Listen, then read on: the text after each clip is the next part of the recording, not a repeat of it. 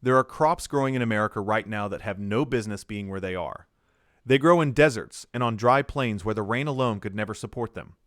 In places that would be scrubland if left to nature. They exist for one reason only, because we drill into the ground and pump ancient water up to them, water that took thousands of years to collect and that is running out. And as that water fails, those crops are not slowly adapting or quietly shrinking. They are being abandoned, torn out of the ground, left to die in the field, walked away from entirely. Most people never think about the fact that a huge share of what this country grows depends not on the sky, but on the aquifer, on a hidden underground supply that is being spent far faster than it can ever refill. And the crops that lean hardest on that pumped water, the thirstiest and most dependent of them all, are the first to go when the wells weaken.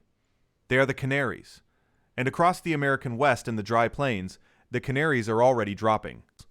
But here's what makes this more than a farming problem.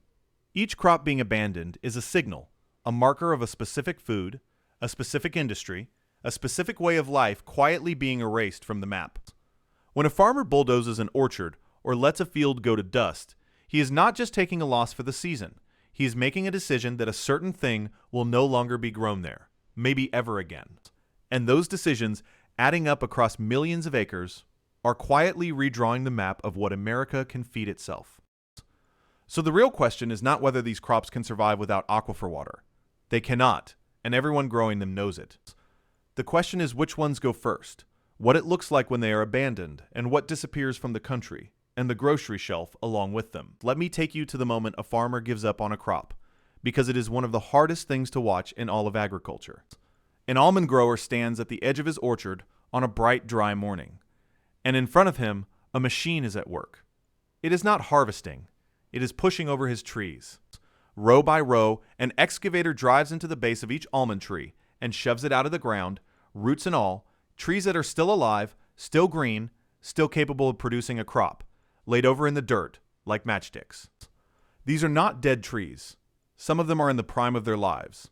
But the water that kept them alive is gone or has become too scarce and too expensive to justify, and a tree that cannot be watered is a tree that will die slowly and expensively. So the grower has made the brutal decision to kill it quickly instead and cut his losses. He planted some of these trees himself years ago, watched them grow, borrowed against them, and now he is standing in the dust, watching them be ripped out of the earth, because the one thing they cannot live without has run short. That scene, in one form or another, is playing out across the driest farm country in America, and to understand it, you have to understand a category of crop that most people have never heard named. Call them aquifer crops. Crops that exist in a given place not because the climate suits them, but because irrigation makes it possible. And specifically because pumped groundwater makes it possible. In their region, take away the well and they simply cannot grow. The rain is not enough. The rivers, when they are cut in a drought, are not enough. These crops live entirely on the margin that the aquifer provides. And that margin is exactly what is disappearing. So while a farmer growing wheat on natural rainfall might struggle in a dry year and recover in a wet, the farmer growing an aquifer crop is playing a different game. His entire operation is built on top of a supply that is not coming back. And when the underground water crosses the line from scarce to gone, his crop does not have a bad year. It has a last year. It helps to remember that none of this was inevitable, and that the whole arrangement is far younger than it looks. A century ago, most of this land grew what the local climate allowed, and not much more. Then came the great age of pumping. Cheap energy made it possible to lift water from deeper and deeper underground. New well and sprinkler technology spread across the country, and suddenly a farmer in a dry place could conjure a wet climate on demand. Straight out of the earth, the desert bloomed. Land that had been worth almost nothing became some of the most valuable cropland in the world. And the crops that moved onto it were chosen for profit, not for whether the place could actually sustain them.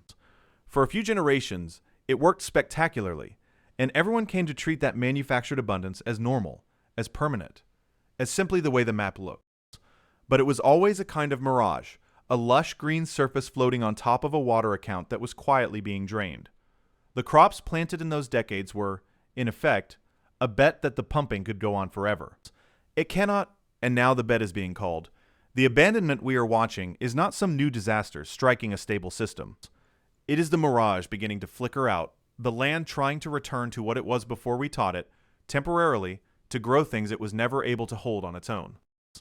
Start with the one that built the modern plains, corn.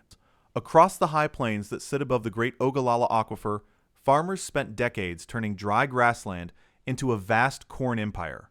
Fields of it stretching to the horizon, fed by center pivot sprinklers drawing straight from the ground. Corn is thirsty, and this land is dry, and the only thing that married the two was the pump. That water is now failing across huge stretches of the region, the water table dropping below the reach of the wells. And where that happens, the corn is the first thing to go. Farmers are pulling back from irrigated corn and retreating to dryland crops that can scrape by on rainfall, hardier and far less profitable grains, or letting the ground go fallow altogether. The green irrigated circles that you can see from an airplane are winking out, one by one, reverting to the pale dry patchwork that was there before the pumps arrived. An entire agricultural kingdom, raised in a single century on borrowed underground water, is being quietly dismantled as that water runs down, and the corn is being abandoned first because it was never really supposed to be there without the aquifer holding it up. Then there is the thirstiest crop of them all, and the story around it is almost too strange to believe. Alfalfa. Alfalfa is hay, grown to feed cattle, and it drinks more water than almost anything else in the field. It is not glamorous, but it is everywhere, and it consumes a staggering share of the West's water. And here the abandonment has taken on a political edge, because some of the most notorious alfalfa operations in the American desert were not even growing it for Americans. In parts of Arizona, foreign-owned agricultural companies, including one owned by interests in Saudi Arabia, leased desert land and pumped enormous volumes of groundwater, in some cases with almost no limit, to grow alfalfa that was then shipped overseas to feed dairy cattle on the other side of the world. Countries that had drained or protected their own water had figured out they could effectively import water by importing hay, and America's unguarded desert aquifers were the source. When the public understood what was happening, that the state's ancient groundwater was being pumped dry to grow cattle feed for export during a historic drought. The outrage was immediate, and officials moved to cancel those leases and shut the operations down. It is one of the clearest examples anywhere of a crop being abandoned by force, and it exposed the absurd logic underneath so much of this. The water was always the valuable thing, and the crop was just the container used to carry it away. Now the container is being taken off the table, but the thirst it represented does not disappear. It just moves somewhere else and starts draining a different aquifer. Then come the crops that hurt the most to abandon, because you cannot simply replant them next year. The trees. Over the last few decades, growers across California planted millions of acres of permanent crops, orchards of almonds and pistachios, groves of citrus, vineyards. On paper, they were the most profitable thing you could grow. But a tree is a commitment. It takes years and a fortune to establish before it produces anything. And then it lives and bears for decades. And it must be watered every single year, no matter what. You cannot fallow an orchard for a hard season the way you can leave a field of vegetables unplanted. A tree that goes without water dies, and with it die the 15 or 20 years of investment standing in the ground. So when the surface water gets cut and the wells run short, and there is simply not enough to keep the trees alive, the grower faces the bulldozer decision. And across the driest years, that is exactly what has happened. Orchards pulled out by the acre, living trees pushed into piles and ground up, because the water that permanent crops demand every year had become something the land could no longer promise. These were the crown jewels of American farming, the high-value trees that made fortunes, and they turned out to be the most fragile of all, because their thirst never takes a year off. And in the desert valleys, the row crops are going too, cut off almost overnight when the surface water vanishes. In parts of Arizona, farmers who had relied for years on water delivered from the Colorado River watched that delivery get slashed as the river's reservoirs fell into crisis.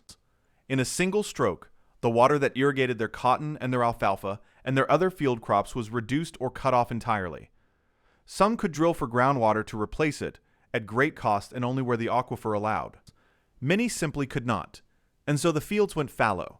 Hundreds of thousands of acres of formerly productive farmland, left bare and brown, the crops on them abandoned not over a slow decline, but in the space of a season, when the allocation on a piece of paper was suddenly reduced. That is the fastest form of abandonment, the kind that arrives not as a drought creeping in, but as a phone call telling you the water is not coming this year, and quite possibly not again. And it is not only the famous crops. Consider rice, which in parts of California is grown in fields deliberately flooded with standing water. a startling sight in a state fighting over every drop. In the dry years, when the water is cut, rice acreage collapses, hundreds of thousands of acres of it left unplanted, the flooded paddies that also serve as vital habitat for millions of migrating birds, simply going dry. Other thirsty specialty crops face the same squeeze, quietly pulled back or dropped as the water math turns against them. Each one is a different food, a different regional specialty, a different set of growers, and each one is being quietly triaged by the same question. Is this crop worth the water it takes, now that the water is running out? For more and more of them, in more and more places, the answer coming back is no. Now here is the part that makes all of this so much heavier than an ordinary bad year. Abandonment for these crops is very often a one-way door. When an orchard is bulldozed, the trees are gone, and with them the 20 years it took to grow them. Replanting is not a matter of scattering seed next spring. It is another 2-decade, multi-million-dollar bet, and no one makes that bet on land where the water just failed. When irrigated corn country reverts to dry land, the sprinkler systems come down, the infrastructure is dismantled, and the local economy built around the high-value crop, the processors, and the equipment dealers and the jobs, unwinds and does not easily come back. When a farm is fallowed long enough, the soil degrades, the salts build up, the dust rises, and the ground becomes harder to farm, even if the water somehow returned. The knowledge walks away too, as farmers retire or leave and their children choose other lives. Each abandoned crop is not a pause. It is a subtraction, often a permanent one, from what a place is able to grow. The map of American agriculture is not being redrawn in pencil. It is being redrawn in something much closer to ink. And a crop takes an entire hidden machine down with it when it goes. Around every major crop, there is a whole ecosystem that exists only to serve it.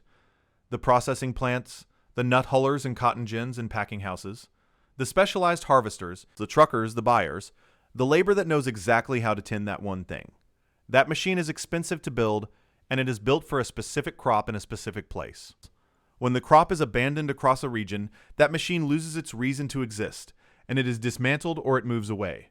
And once it is gone, bringing the crop back would mean rebuilding the entire ecosystem from scratch. So the abandonment feeds on itself. Fewer acres mean the processor closes, and the closed processor means the remaining growers have nowhere to send a harvest, so they quit too.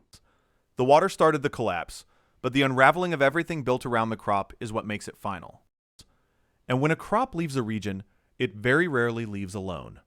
Whole towns in this country were built around a single crop and the water that grew it. The main street, the schools, the churches, the diner, all of it standing on the money that came out of those fields. There are cotton towns and corn towns and orchard towns whose entire reason to exist is the crop growing around them. So when that crop is abandoned, the town does not just lose some farm income, it loses the thing it was built on.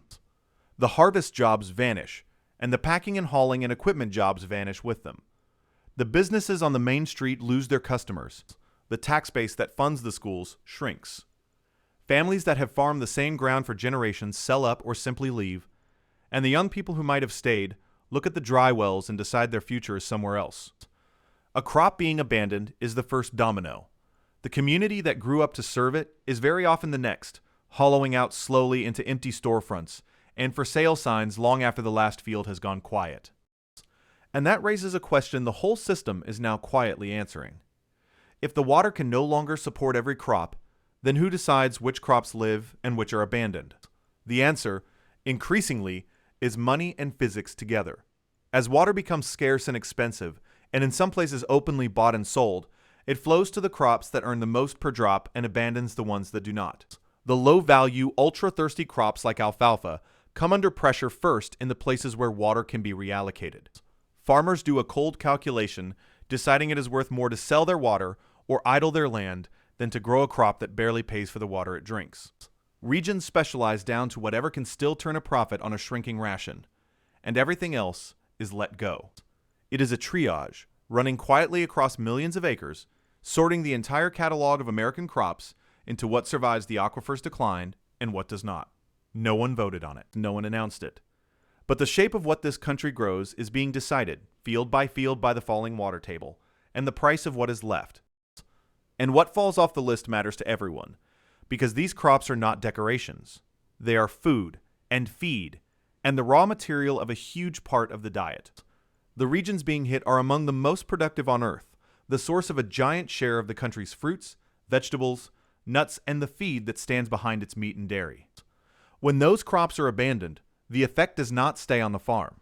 It moves to the grocery store as tighter supply and higher prices, and it moves to the broader food system as a growing dependence on farms. Somewhere else, often in other countries running down their own water just as fast. The abundance that Americans take for granted, the overflowing produce aisle, the cheap calories was built in significant part on aquifer water that was always being spent, never replaced. As the thirstiest crops are abandoned, that abundance quietly thins, and the cost of the water finally shows up where everyone can feel it at the checkout. And the unsettling thing is how invisible these crops are in your daily life, right up until the moment they are not. So you may never buy a bale of alfalfa, but you buy the beef and the milk and the cheese that alfalfa fed. And when that feed gets scarcer and more expensive, so does everything made from the animals that eat it. You may not think about almonds as a water story, but they are in the milk alternative. In your fridge, the snack in your bag, 100 products on the shelf, and every one of them traces back to an orchard standing on borrowed groundwater. The corn abandoned on the plains is the feed and the sweetener and the oil woven invisibly through the entire grocery store. These are not niche crops. They are the hidden foundation under a huge portion of what Americans eat every single day. And because that foundation is buried underground, drawn up out of aquifers most people have never heard of, the crisis stays out of sight. You do not see the falling water table. You do not see the bulldozed orchard or the fallow desert field. You just see, eventually, that certain things cost more, and then that certain things are harder to find, and by then the crop that used to make them cheap and plentiful has already been abandoned somewhere you never looked. The almond grower watched the last of his trees pushed over into the dirt, and then the machine went quiet, and the field that had been an orchard for 20 years was just bare ground, under a hot sky. In a wet year to come, the rivers will run fuller, and the reservoirs will rise, and it will be tempting to believe the crisis is past and the crops can come back.